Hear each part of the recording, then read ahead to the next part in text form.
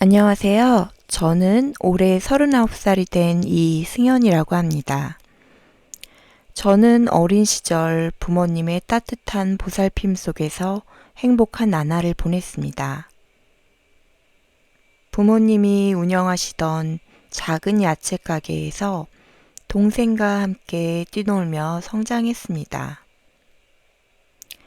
야채 가게는 우리 가족의 삶 그 자체였고, 부모님은 늘 바쁘셨지만 사랑만큼은 한없이 주셨습니다. 우리 집은 작은 골목길에 위치한 야채 가게였습니다.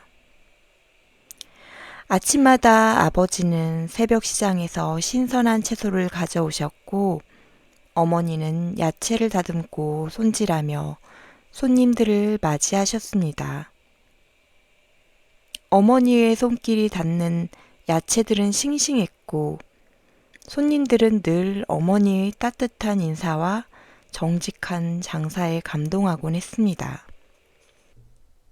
저와 동생은 부모님이 장사하는 동안 가게 앞마당에서 공기놀이도 하고 마당 한편에서 흙을 만지며 소꿉놀이도 했습니다. 작은 가게였지만 우리 가족에게는 소중한 보금자리였고 매일이 따뜻한 기억으로 남아 있습니다.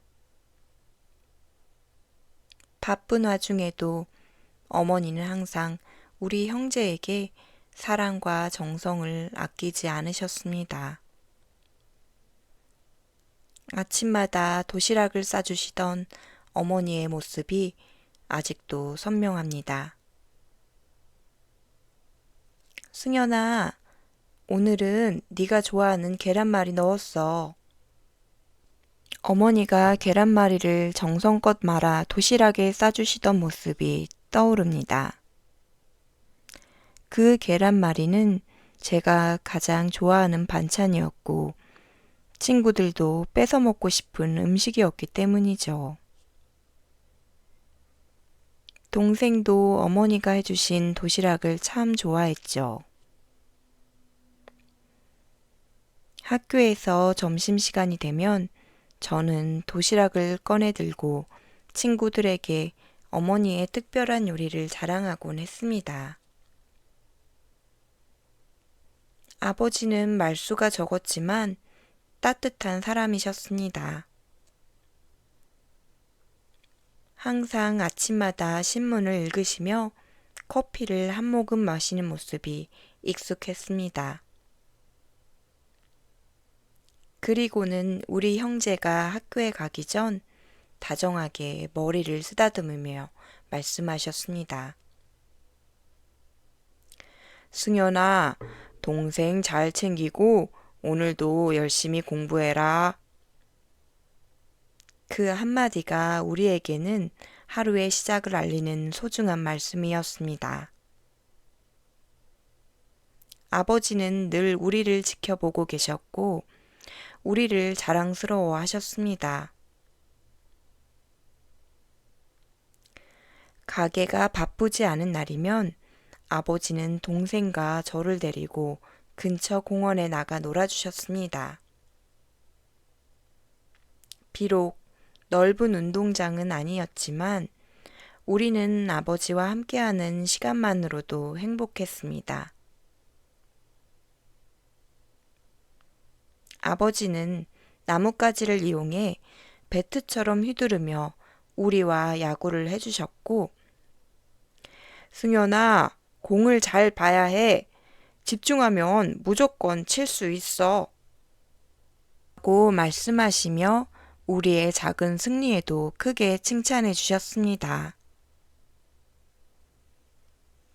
어머니는 장사를 하면서도 늘 우리를 먼저 생각하셨습니다. 어린 시절에 어머니가 매일 고생하시는 모습을 보며 언젠가 부모님을 도울 수 있는 사람이 되고 싶다는 생각을 하곤 했습니다. 가끔 어머니는 피곤한 몸을 이끌고도 밤늦게까지 집안일을 하셨고, 저는 그런 어머니를 돕고 싶어 식탁 위에 그릇을 정리하거나 물 한 잔을 따라 드리곤 했습니다. 승연아, 너는 정말 착한 아들이야. 엄마는 네가 있어서 너무 행복해. 엄마, 나도 엄마가 있어서 너무 좋아. 하지만 이런 행복한 시간은 길지 않았습니다. 우리 가족에게 예고 없이 찾아온 사고가 모든 것을 바꾸어 놓았습니다. 그날도 어머니와 아버지는 일찍이 가게로 나가셨고, 저는 동생과 함께 숙제를 하며 시간을 보내고 있었습니다.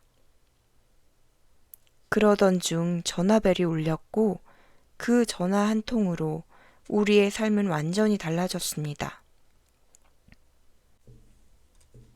그날은 아버지와 어머니가 야채 도매 업체와 새로운 계약을 맺고 기뻐하며 저녁을 함께 하자고 하신 날이었습니다. 하지만 기쁜 소식과 함께 돌아오시려던 부모님은 예기치 않은 교통사고를 당하셨고 병원으로 실려가셨습니다. 어린 마음에 믿을 수 없었고 무작정 부모님을 찾아 병원으로 달려갔습니다. 우리 엄마 아빠 어디 계세요? 울면서 의사 선생님께 매달렸지만 부모님은 끝내 눈을 뜨지 않으셨습니다. 그 순간 저와 동생은 순식간에 세상에 남겨진 아이들이 되었습니다. 그렇게 우리 가족의 평온했던 일상은 단 하루 만에 무너졌고 우리 형제는 더 이상 부모님의 따뜻한 품을 느낄 수 없게 되었습니다. 그날 밤 동생을 꼭 끌어안고 울었던 기억이 아직도 생생합니다. 그 이후로 우리는 친척들을 전전하며 살아야 했고 어려운 환경 속에서도 서로를 의지하며 살아가야 했습니다. 그때부터 저는 다짐했습니다. 언젠가 우리도 다시 따뜻한 가정을 만들고 부모님이 남긴 사랑을 잊지 않고 살아가야겠다고 말입니다. 부모님이 갑작스러운 사고로 돌아가신 후 우리 형제는 고모댁으로 보내졌습니다. 고모는 우리를 따뜻하게 맞아주셨지만 고모부는 우리가 이 집에 오는 것을 달가워하지 않았던 듯 보였습니다. 어린 동생과 저는 부모님을 잃는 슬픔에 잠겨 있었지만 그 슬픔을 제대로 표현할 시간도 없이 새로운 환경에 적응해야 했습니다. 고모댁은 우리가 살던 야채 가게와는 전혀 다른 분위기였습니다. 엄격한 규율이 있었고 우리 형제에게 허락된 공간은 다락을 개조한 작은 방 하나뿐이었습니다. 처음 고모댁에 도착한 날 저는 낯선 환경에 우울해졌습니다. 집안 곳곳에서 느껴지는 스산한 공기, 그리고 고모부의 싸늘한 시선이 불안함을 불러일으켰습니다. 어쩌니 승연아, 아휴 불쌍해라. 불쌍하긴 뭐가 불쌍해. 우리라도 거둬줬으니 운이 좋은 거지. 당신은 어떻게 어린애들한테 그런 마음이에요? 당신은 고모니까 그런 소리가 나오지. 남도 그런 소리 안 해요. 집에 애들이 늘어나면 생활비는 어떻게 감당하려고? 고모와 고모부가 나누는 소리를 들은 날은 마음이 불편해 잠도 오지 않았습니다. 그 말이 상처가 되었지만 동생 앞에서는 담담한 척 했습니다. 부모님이 없는 지금 제가 동생을 지켜야 한다고 다짐했기 때문입니다. 이전에는 부모님이 정성스럽게 챙겨주시던 따뜻한 밥상이 있었지만, 이제는 남은 반찬을 나눠 먹거나 때때로 굶어야 했습니다. 이전에는 부모님이 정성스럽게 챙겨주시던 따뜻한 밥상이 있었지만, 이제는 남는 반찬을 나눠 먹거나 때때로 굶어야 했습니다.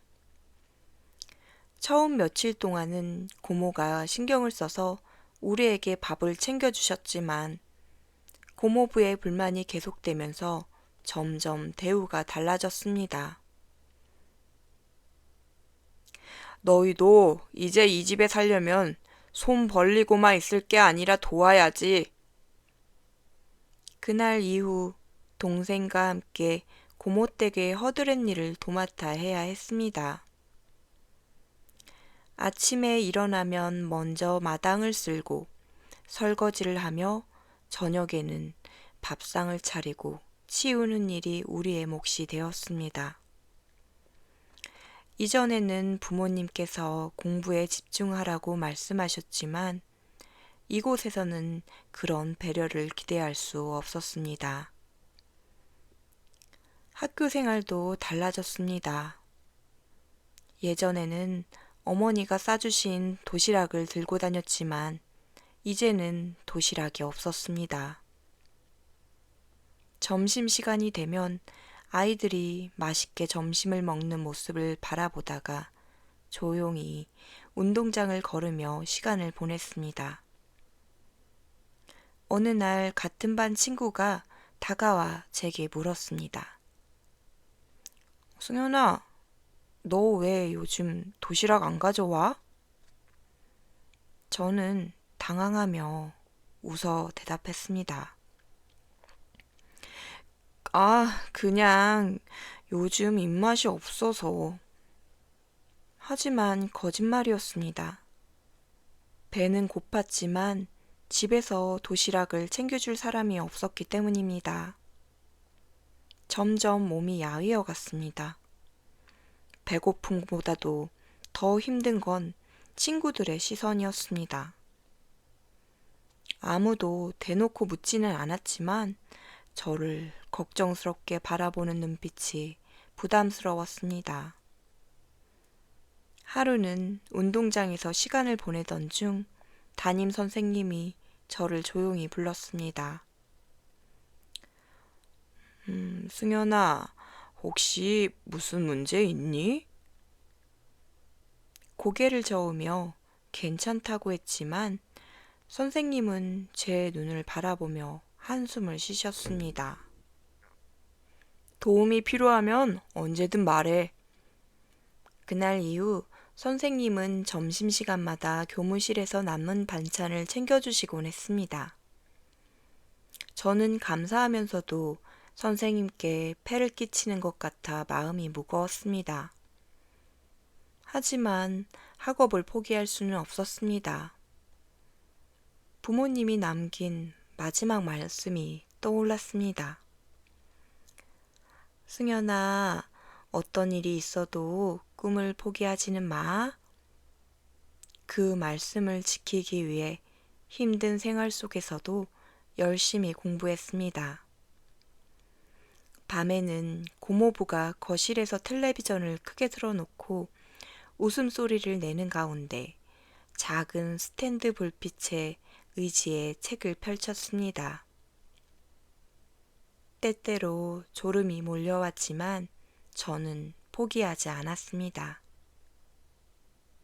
학교에서 받은 교재를 반복해서 읽고 친구들에게 빌린 문제집을 풀며 혼자서도 학업을 이어갔습니다. 그러나 생활은 점점 더 어려워졌습니다. 고모부는 저와 동생을 점점 더 힘든 일에 내몰았습니다. 집안 청소는 물론 장을 보러 가고 빨래를 널고 심지어는 마당에 작은 텃밭까지 가꾸어야 했습니다. 동생은 아직 어린 나이였지만 저도 혼자 모든 걸 감당할 수 없어 동생에게도 작은 일을 맡겨야 했습니다. 어느 날 동생이 감기에 걸려 열이 심하게 났습니다. 하지만 고모부는 병원에 데려갈 생각조차 하지 않았습니다. 그깟 감기쯤이야. 애들은 원래 조금 아프면서 크는 거야. 하지만 동생의 상태는 점점 악화되었고 결국 저는 혼자서 동생을 업고 병원으로 뛰었습니다. 병원에서는 심한 영양실조와 탈수 증세라고 했습니다. 저는 죄책감에 눈물이 났습니다. 부모님이 계셨다면 동생이 이렇게 아플 때 곁에서 따뜻하게 돌봐주셨을 텐데, 그날 밤 결심했습니다. 이렇게 살아서는 안 된다고, 어떻게든 동생과 이곳에서 벗어나야겠다고. 그리고 그 결심이 제 인생을 바꾸는 첫 걸음이 되었습니다. 고모 집에서의 생활이 점점 더 힘들어지면서 저는 스스로를 다잡기 위해 노력했습니다. 아무리 어려운 상황이라도 동생과 저의 미래를 포기할 수 없었습니다. 고모부는 저와 동생을 마치 짐처럼 여기며 더 많은 일을 시켰고, 심지어 학교에서 돌아오면 아르바이트라도 하라며 구인 광고를 던져 주었습니다. 그러던 어느 날 학교에서 돌아와 보니 고모부가 제 교과서를 창고 구석에 던져 놓는 것을 발견했습니다. 그 순간 제 속에서 억눌렸던 감정이 터질 것만 같았어요.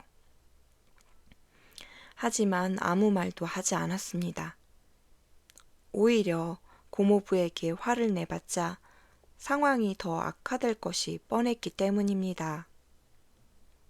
대신 저는 그날 밤 다시 창고에서 교과서를 주워 먼지를 털어내고 조용히 공부를 시작했습니다. 고모부는 독한 놈이라며 제게 손가락질을 했습니다. 부모님이 계셨다면 제게 이렇게 공부를 포기하도록 강요하지 않으셨을 거라는 생각으로 고모부의 말은 한 귀로 흘렸습니다. 학교에서는 여전히 도시락 없이 지내야 했고 점심시간마다 혼자 운동장을 걷는 것이 익숙해졌습니다. 그러던 중 절 유심히 지켜보던 담임 선생님이 다가오셨어요. 승현아, 점심시간마다 어딜 가는 거니? 저는 순간 말문이 막혔습니다. 무엇이라고 대답해야 할지 몰라 그저 어색하게 웃기만 했습니다. 하지만 선생님은 제 얼굴을 한참 바라보시더니 조용히 말씀하셨습니다. 교무실로 한번 와볼래? 저는 선생님을 따라 조용히 교무실로 갔습니다. 선생님은 저에게 작은 도시락을 건네며 말했습니다. 남은 반찬인데 너도 같이 먹자. 저는 처음에는 선생님의 호의를 거절하려 했지만 빈속이었던 저는 결국 감사한 마음으로 도시락을 받아들고 먹기 시작했습니다. 따뜻한 밥과 반찬을 먹으며 눈물이 나올 뻔했고요. 이 작은 도시락 하나가 저에게는 세상에서 가장 큰 위로처럼 느껴졌던 순간이었습니다. 그날 이후 선생님은 점심시간마다 저를 조용히 불러 도시락을 건네셨어요. 그러면서 저는 점점 선생님과 많은 이야기를 나누게 되었습니다. 승현아, 너는 똑똑한 아이야. 학업을 절대 포기하면 안 된다. 선생님, 그냥 저는 빨리 졸업해서 돈을 벌고 싶어요. 단지 돈을 빨리 벌고 싶단 생각에 너의 꿈을 포기하면 오래 가지 못해. 그래도 전 돈을 벌러 동생과 독립하고 싶어요. 아이고, 하늘에 계신 부모님은 너와 동생이 원하는 삶을 살길 바라실 거다. 선생님의 그 한마디는 제 마음에 깊이 박혔습니다. 저는 학업을 포기하지 않기 위해 더 열심히 공부했고, 밤에는 창고 불빛 아래에서 문제집을 풀었습니다. 때때로 졸음이 몰려왔지만 부모님의 마지막 유산이라고 생각하며 참고 견뎠습니다. 그러나 고모부는 제 공부하는 모습을 달가워하지 않았습니다. 하루는 제가 책을 펴놓고 공부하고 있는 모습을 본 고모부가 화를 내며 책을 빼앗아 바닥에 내던졌어요. 그런다고 밥이 나오냐? 당장 나가서 밥상이나 차려. 저는 속이 상했지만 더 이상 반항할 힘조차 없었습니다. 제가 아무리 노력해도 이곳에서는 인정받을 수 없다는 사실이 뼈저리게 느껴졌어요. 그날 밤 동생을 바라보며 다시 한번 결심했습니다. 이곳을 벗어나야 한다. 더 이상 이렇게 살다가는 동생과 나의 미래는 아무것도 남지 않을 것 같았다. 그러나 어디로 가야 할까? 우리를 받아줄 곳은 없었고 가진 것도 아무것도 없었다. 하지만 나는 포기하지 않기로 했다. 며칠 후 선생님께서 저를 조용히 불러 말씀하셨습니다. 승현아, 혹시 장학금 받아볼 생각 있니? 장학금이요? 제가 그런 걸 받을 수 있을까요? 그럼 승현아, 선생님이 조용히 추천서 신청할 테니까 집에 가서 사인 받아와. 고맙습니다, 선생님. 공부를 열심히 하면 분명 너도 기회를 잡을 수 있어. 네가 원하는 미래를 위해서라도 이 시험 봐야 해. 네. 집에 와서 고모부와 고모에게 사인을 부탁했더니 역시나 고모부는 비아냥거리며 쉽게 해주지 않았습니다. 야, 이거 받으면 나중에 우리한테 뭐 불리한 일이 생기는 거 아니야? 여보, 승현이가 우리 도와주러 받아온 건데 그냥 해줍시다. 야, 이상한 거면 나중에 네가 책임져야 해. 그러면서 윽박지르기까지 한 고모부에게 어렵게 받은 신청서를 선생님께 드렸더니 다음날 제게 중간고사를 잘 보면 더 혜택이 있을 거라며 시험을 열심히 준비해보라 하셨습니다. 저는 밤마다 몰래 공부하면서 기출문제를 풀었고 선생님도 학교에서 저를 보며 몰래 응원의 손짓을 보내주셨습니다. 이렇게 누군가 나를 응원해준다는 사실만으로도 저는 힘을 낼 수 있었어요. 그리고 마침내 시험날이 다가왔습니다. 연습했던 대로 차근차근 문제를 풀어나갔고 부모님을 떠올리며 끝까지 집중했습니다. 시험을 마친 후 며칠이 지나지 않아 결과가 발표되었어요. 저는 좋은 성적으로 반에서 1등을 거두었고 선생님은 누구보다 기뻐하셨습니다. 오, 승현아, 정말 잘했어. 너라면 해낼 줄 알았다. 다 선생님 덕분이에요. 고맙습니다. 드디어 제 힘으로 무언가를 해냈다는 성취감이 밀려왔습니다. 하지만 이 기쁨도 잠시, 저는 여전히 고모댁에서 살아야 하는 현실과 마주해야 했어요. 장학금과 시험에서 좋은 성적을 거둔 후에도 제 현실은 크게 달라지지 않았습니다. 고모부는 여전히 저를 탐탁지 않아 했고, 동생과 저는 계속해서 일을 도맡아야 했어요. 그러나 제 마음가짐은 확실히 달라져 있었습니다. 더 이상 이곳에 얽매이지 않기로 결심했죠. 언젠가는 동생과 함께 자립할 수 있는 날이 올 것이라 믿으며 이곳의 상처는 잠시뿐이라고 되뇌었습니다. 그러던 어느 날 학교에서 예상치 못한 기회가 찾아왔습니다. 교내에서 개최하는 영어 발표 대회가 있었는데 선생님께서 저에게 참가해보는 것이 어떻겠느냐고 제안하셨습니다. 승연아, 네가 이 대회에 나가면 많은 사람들에게 인정받을 수 있을 거야. 선생님, 저는 사실 영어는 자신 없어요. 아니야. 승연이 네가 지금까지 한 것처럼 너의 솔직한 마음으로 준비해봐. 주제는 나의 꿈이니까 말이야. 처음에는 망설였습니다. 이런 대회에 나갈 자격이 있을까?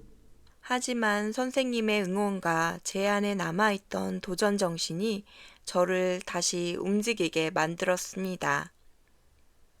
저는 발표 주제를 선정하고 방과 후에 남아 선생님과 함께 연습을 거듭했어요. 학교에서 혼자 발표 연습을 하던 어느 날 복도에서 누군가 제 연습을 지켜보고 있었습니다. 그 사람은 학급에서 늘 조용히 지내던 같은 반 민철이란 친구였습니다. 너 영어 되게 잘하네? 저는 깜짝 놀랐어요. 그동안 대화를 많이 나누지 않았던 민철이가 먼저 말을 걸어온 것이 신기했습니다. 민철이는 반에서 인기 많은 친구였습니다. 소심한 저와 달리 민철이는 언제나 활발하고 운동도 잘했죠. 민철은 자신도 영어에 관심이 많지만 대중 앞에서 발표하는 것이 두렵다고 했습니다. 저는 조심히 그에게 함께 연습해 보지 않겠느냐고 제안했어요. 그렇게 우리는 서로 발표 연습을 하며 점점 가까워지게 되었습니다. 대회 날이 다가오면서 긴장감이 커졌습니다. 하지만 저는 선생님과 친구들의 응원 덕분에 자신감을 잃지 않으려고 했습니다. 특히 함께 연습했던 민철이가 플랜카드도 만들어 저를 응원해 주더라고요. 무대에 올라가 마이크를 잡았을 때 손은 떨렸지만 머릿속에서는 선생님의 조언이 떠올랐습니다. 사람들을 한 명씩 바라보면서 말하면 긴장이 덜할 거야. 저는 천천히 호흡을 가다듬고 발표를 시작했습니다. 준비한 원고를 자신감 있게 전달하며 한 문장씩 또박또박 말해 나갔어요.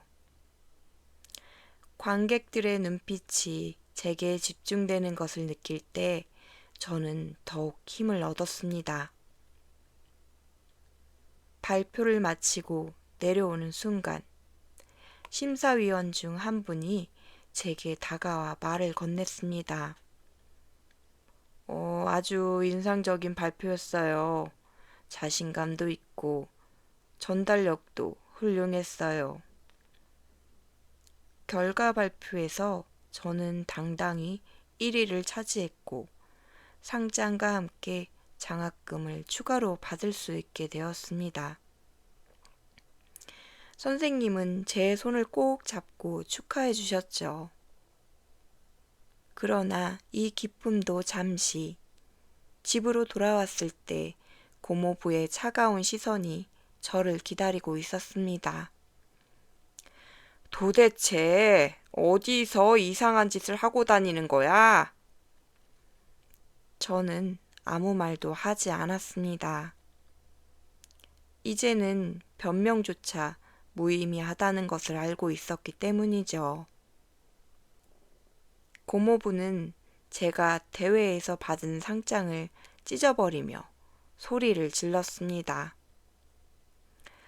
이딴 거 받아서 뭐하냐? 당장 집안일이나 더 신경 써! 그 순간 저는 결심했습니다. 이곳에서 더 이상 머무를 이유가 없다는 것을. 며칠 후 선생님께서 저를 불러 조심스럽게 말씀하셨습니다. 승연아, 네 상황을 알고 있어. 혹시 다른 곳에서 생활할 생각은 없니? 선생님은 저에게 기숙사가 있는 학교로 전학을 가는 방법을 제안하셨어요. 장학금과 학교의 지원을 받으면 생활비 부담 없이 공부를 계속할 수 있다고 하셨고요. 저는 고민했습니다. 동생을 두고 떠날 수 있을까? 하지만 선생님은 제 손을 꼭 잡으며 말했습니다. 네가 먼저 성공해야 동생도 지킬 수 있어. 저는 깊이 생각한 끝에 전학을 결심했습니다. 학교에서 도와주겠다는 약속을 받았고 선생님이 서류 준비까지 도와주셨습니다. 이제 남은 일은 동생에게 이 사실을 전하는 것이었어요. 그날 밤 저는 동생과 마주 앉아 이야기를 꺼냈습니다. 승진아, 형이 조금 멀리 가야 할 것 같아. 하지만 너 걱정하지 마. 형이 꼭 널 데리러 올 거니까. 동생은 눈물을 글썽이며 저를 바라보았고 결국 고개를 끄덕였어요. 형, 꼭 성공해서 나 데리러 와야 해. 그 말이 제 가슴 깊이 박혔습니다. 전학을 가는 날 저는 동생을 꼭 안아주었습니다. 이곳을 떠나는 것이 아팠지만 미래를 위한 선택이라는 걸 우리 형제는 알고 있었어요. 동생도 저만큼 강한 아이라 이겨낼 거라 믿었습니다. 기숙사 학교로 전학을 온 날 저는 가슴이 두근거렸어요. 모든 것이 낯설었지만 이곳에서 저는 새로운 시작을 해야 했습니다. 기숙사 방을 배정받고 동기들과 간단한 인사를 나눈 뒤 학교 건물을 둘러보았습니다. 넓은 교실과 깨끗한 도서관, 그리고 다양한 동아리 활동 공간이 눈에 들어왔어요. 여기서는 오직 공부와 미래를 위한 준비만 하면 되었습니다. 그러나 저는 여전히 동생 걱정을 떨칠 수 없었어요. 첫날 저녁 기숙사 방에서 짐을 정리하다가 문득 동생이 좋아하던 작은 공책을 꺼내 보았습니다. 형, 꼭 성공해서 나 데리러 와야 해. 그날 밤 동생이 했던 말이 머릿속을 맴돌았습니다. 이곳에서 반드시 성공해야만 했습니다. 그렇게 결심한 후 저는 다시 책을 펼쳐 공부에 몰입하기 시작했어요. 학교 생활은 쉽지 않았습니다. 여기 있는 학생들은 모두 공부에 대한 열정이 대단했어요. 늦게까지 남아 문제를 풀고 수업이 끝나도 질문을 하러 가는 학생들이 많을 정도였습니다. 저도 뒤처지지 않기 위해 매일 늦게까지 도서관에서 공부했어요. 새벽까지 책을 읽고 문제를 풀며 밤을 지새우는 일이 다반사였죠. 저는 몸이 피곤해도 멈추지 않았습니다. 그런데도 때때로 피로가 몰려와 졸음이 쏟아질 때면 부모님의 얼굴과 동생의 얼굴을 떠올리며 다시 집중하려 애썼습니다. 그렇게 시간이 지나고 첫 중간고사가 다가왔습니다. 저는 나름대로 열심히 준비했지만 결과는 기대만큼 나오지 않았습니다. 전교에서 상위권을 유지하는 학생들이 많았고 저는 평균 정도의 성적밖에 받지 못했죠. 실망이었습니다. 더 열심히 해야 한다. 저는 스스로를 다그치며 더욱 집중하기로 했습니다. 매일 새벽 도서관에 가장 먼저 도착했고 수업이 끝나고 곧바로 책을 펼쳤어요. 그러던 중 같은 반 친구 중에서 유독 눈에 띄는 학생이 있었습니다. 항상 조용히 공부에 몰두하며 성적도 늘 상위권을 유지하는 학생이었어요. 어느 날 저는 용기를 내서 그에게 말을 걸었습니다. 혹시 같이 공부할 수 있을까? 친구는 저를 한참 바라보더니 고개를 끄덕였습니다. 그렇게 우리는 함께 공부하는 사이가 되었어요. 친구는 저보다 더 철저하게 계획을 세우고 공부하는 타입이었습니다. 그와 함께 하면서 저는 효율적인 공부 방법을 배울 수 있었어요. 친구와의 공부 덕분에 저의 성적은 점점 오르기 시작했습니다. 승연아, 너 대단하다. 아니야, 너 덕분이지. 김지훈, 고맙다. 저는 친구 덕분에 효율적이게 공부하는 게 어떤 것인지 알게 되었습니다. 저는 점차 자신감을 되찾았고 학교에서도 선생님들에게 인정을 받게 되었습니다. 성적이 올라가면서 장학금을 받을 가능성도 높아졌고요. 이제는 동생을 데려올 날이 가까워지고 있다는 생각에 가슴이 뛰었습니다.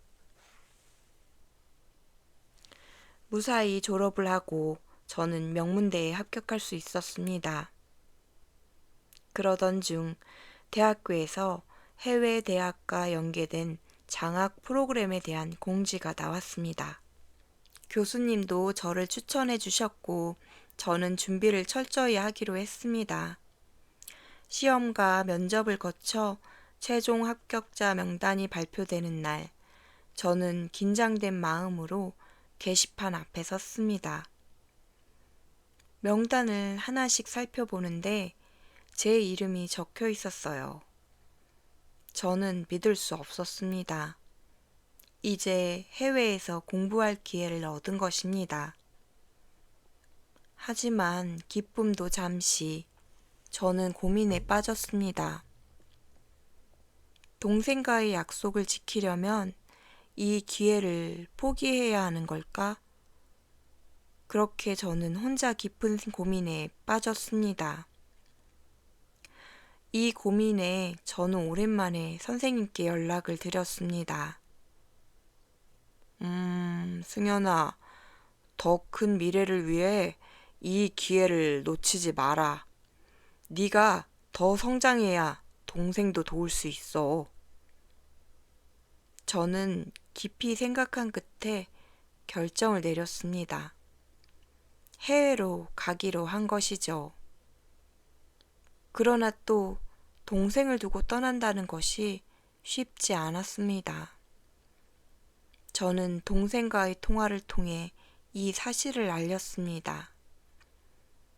승진아, 형이 조금 이번에 더 먼 곳으로 가게 될 것 같아.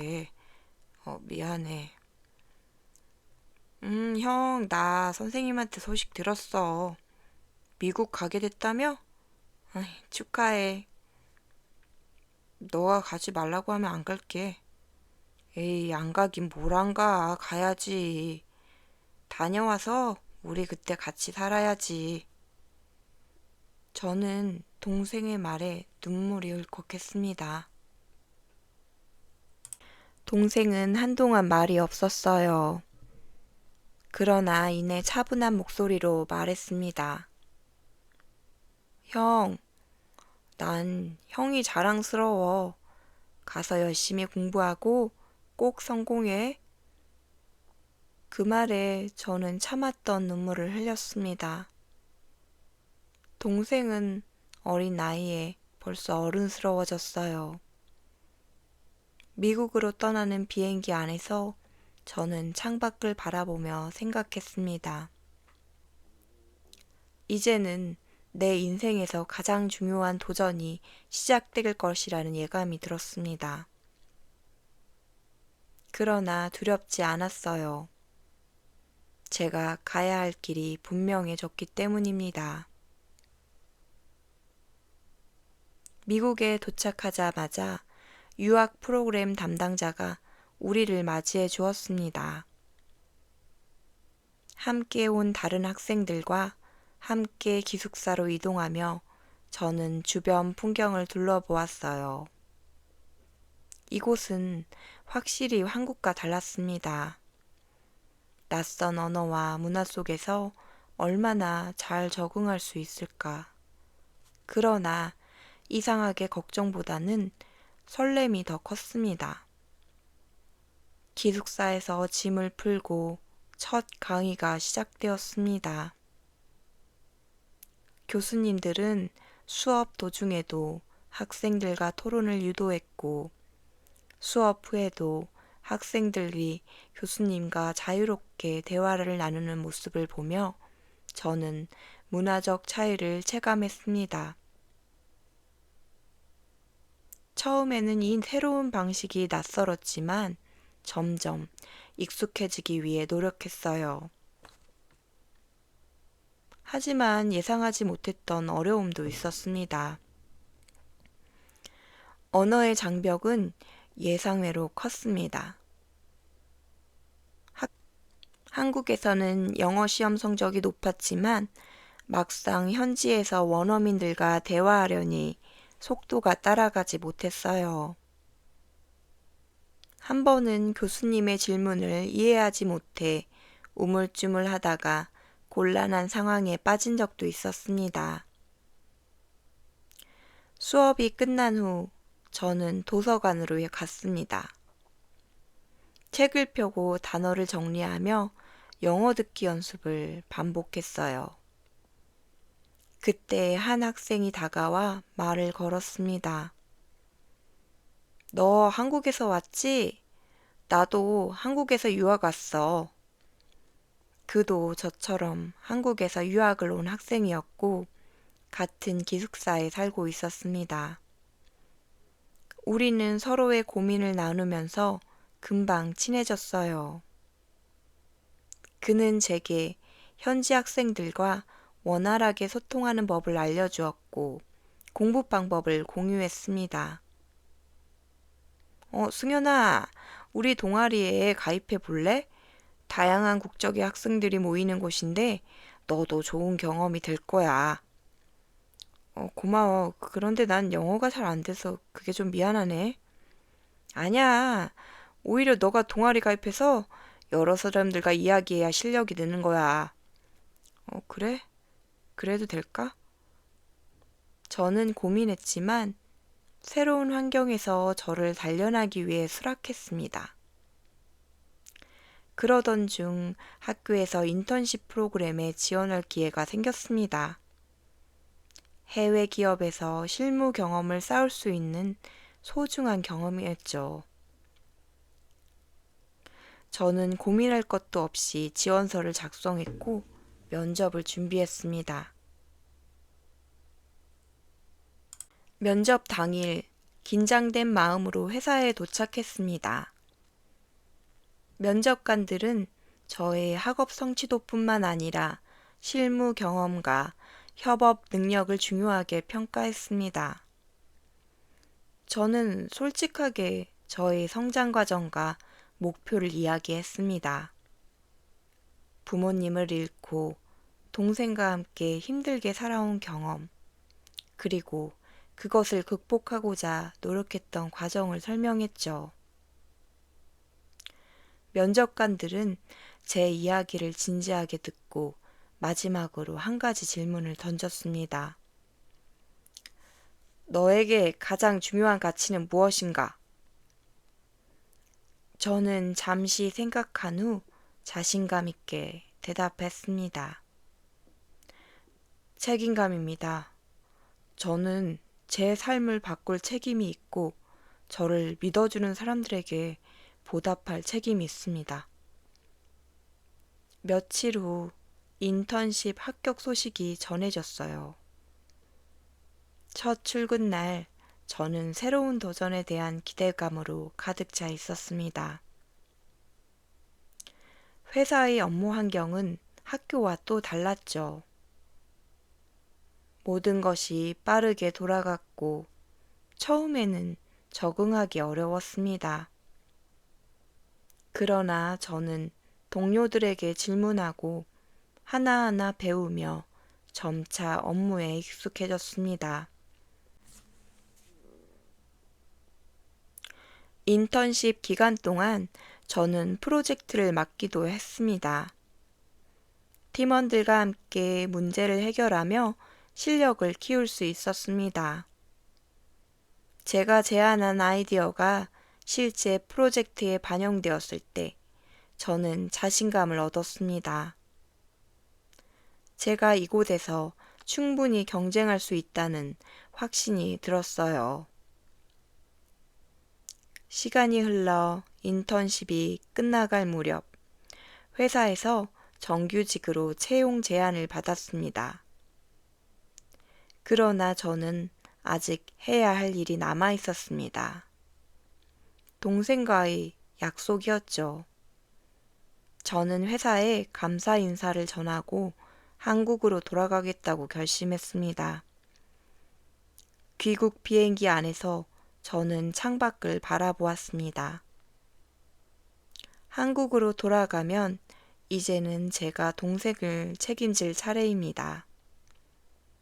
그동안 저는 성장했고 이제는 동생을 데려와야 할 때입니다. 그리고 고모부를 만나 성공을 향해 달려가는 제 인생을 보여주고 싶었습니다. 저를 기다리고 있을 동생을 생각하며 저는 다시 한번 다짐했습니다. 이제부터는 제가 동생과 함께 새로운 미래를 만들어 나갈 차례라고요. 비행기가 착륙하고 공항에 도착하자 동생이 출구에서 기다리고 있었습니다. 어느새 훌쩍 자란 동생은 이제는 제 키와 비슷해져 있었어요. 형! 동생은 활짝 웃으며 저에게 달려왔습니다. 우리는 오랜만에 재회하며 서로를 꼭 끌어안았죠.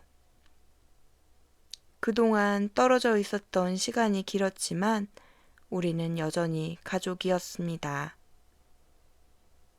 집으로 돌아오는 길, 동생과 함께 많은 이야기를 나누었습니다. 동생은 스스로 생활하며 공부도 열심히 하고 있다고 했고, 저는 그런 동생이 대견하고 자랑스러웠습니다. 하지만 아직도 해결해야 할 문제가 많았죠. 집에 도착하니 아니나 다를까 고모부가 저를 째려보며 대문 앞에 나와 있었습니다. 일부러 면세점에서 비싼 과자들과 선물들을 사오며 저는 고모 집에 들어섰죠.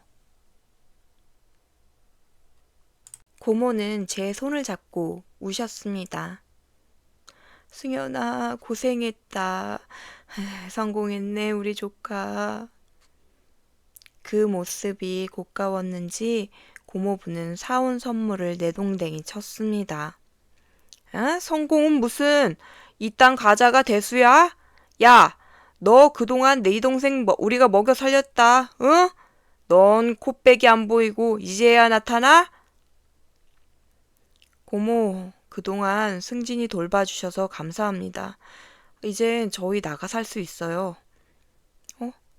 나가? 어디로? 제가 인턴십으로 꽤 월급을 많이 받았거든요. 인턴십? 고모부는 제가 미국에서 인턴십을 했다는 말에 크게 놀랐습니다. 네, 저희 작은 아파트 하나 보증금은 넣을 수 있을 것 같아요. 아파트? 고모부는 저의 말에 놀라며 한 대 얻어맞은 표정을 지었습니다. 네, 그동안 감사했습니다. 고모부 덕분에 세상이 따뜻하지만은 않다는 사실도 배웠고, 친척도 나쁜 사람이 있다는 것도 알게 되었어요. 어? 뭐라고? 이놈이? 고모부가 한 대 치려는 걸 저는 제 손으로 막았습니다. 그러자 고모부가 더욱 놀라며 다시 한 대 치려 하자 저는 일부러 세게 잡아 넘어뜨렸습니다. 나자빠진 고모부를 모두가 쳐다보며 말리지 않았습니다. 그제서야 고모부는 창피한지 내빼더라고요. 그렇게 저희 형제는 고모 집을 나와 새 보금자리를 얻어 살았습니다. 그리고 저도 학교를 다니며 일할 수 있는 곳을 찾았습니다. 유학 중 쌓은 경험과 인턴십 경력이 도움이 되었는지 면접관들은 저를 긍정적으로 평가했습니다. 비록 졸업을 하지 않았기 때문에 정규직은 아니지만 재택으로 번역과 편집을 할 수 있게 되었습니다. 이제는 경제적으로도 안정적인 기반을 다질 수 있게 된 것이죠. 새로운 집에서 우리는 함께 저녁을 먹으며 오랜만에 가족다운 시간을 보낼 수 있었습니다. 형, 정말 우리가 이렇게 함께 살 수 있을 줄 몰랐어. 그동안 고생 많았다. 에이, 고생은 무슨, 형이 고생 많았지. 우리 둘 다 잘 해냈다. 그동안 우리는 너무 많은 어려움을 겪었지만 결국 다시 하나가 될 수 있었던 겁니다. 생활이 안정되자 저는 다음 목표를 생각해 보았습니다. 더 나은 미래를 위해 사업을 시작하는 것이 제 꿈이었는데 유학 중 배운 것들을 활용하여 한국에서도 성공할 수 있는 기회를 만들고 싶었습니다. 밤낮으로 자료를 찾고 시장 조사를 하며 사업 계획서를 준비했습니다. 마침내 저는 작은 스타트업을 창업하게 되었습니다. 처음에는 어려움도 많았지만 저는 포기하지 않고 끊임없이 노력했습니다. 동생도 저를 도우며 함께 회사를 키워나갔기 때문에 가능한 일이었어요. 몇 개월 후 우리의 사업은 점점 성장하기 시작했죠. 고객들이 늘어나고 투자자들의 관심도 받게 되었습니다. 저는 더욱 확신했습니다. 이제는 우리가 부모님 없이도 충분히 살아갈 수 있다는 것을. 그러던 중 오랜만에 선생님께 연락이 왔습니다. 승연아, 정말 대단하구나. 네 소식을 듣고 너무 자랑스러웠어. 선생님, 제가 먼저 연락드렸어야 했는데 죄송합니다. 아직은 부끄러워서요. 그래, 승진이가 너 소식을 대신 전해주더라고. 잘했다. 기특하다. 선생님, 제가 가장 힘들 때 가장 큰 응원을 주신 분이 선생님이시라는 거 아시나요? 어? 내가? 내가 뭘 했다고. 제 곁에서 가장 따스하게 지켜봐 주셨잖아요. 정말 감사합니다. 네가 이렇게 멋지게 성장해서 돌아온 것만으로도 나에게는 최고의 보람이란다. 그렇게 몇 년이 흘렀습니다. 우리 회사는 점점 더 성장했고, 동생도 대학을 졸업하며 자신의 길을 찾아갔습니다. 저는 부모님이 남기신 가치를 지키며, 이제는 저와 동생뿐만 아니라 다른 사람에게도 도움을 줄 수 있는 사람이 되고 싶었어요. 그리고 마침내 저는 사랑하는 사람을 만나 결혼을 결심했습니다. 이제는 저만의 가정을 꾸리고 새로운 시작을 맞이할 때이기도 했죠. 결혼식 날 주례를 맡아주신 분은 바로 선생님이셨습니다. 승현이는 어려움을 극복하고 책임감 있는 삶을 살아온 훌륭한 사람입니다. 이제는 새로운 가족을 이루고 더 큰 행복을 만들어 갈 것입니다. 저는 선생님의 말씀을 들으며 지금까지의 모든 순간들이 떠올랐습니다. 이제는 제가 새로운 가정을 지키고 더 나은 미래를 만들어 가야 한다는 걸 깨달았습니다. 결혼식이 끝난 후 저는 동생과 함께 부모님의 산소에 찾아갔습니다. 부모님, 저희 잘하고 있어요. 그리고 앞으로도 잘 살아갈 거예요. 동생도 함께 고개를 끄덕였고, 우리의 삶은 이제 시작입니다. 지금까지 저의 이야기 들어주셔서 감사합니다. 오늘의 사연 재밌었다면 좋아요와 구독 눌러주세요. 감사합니다.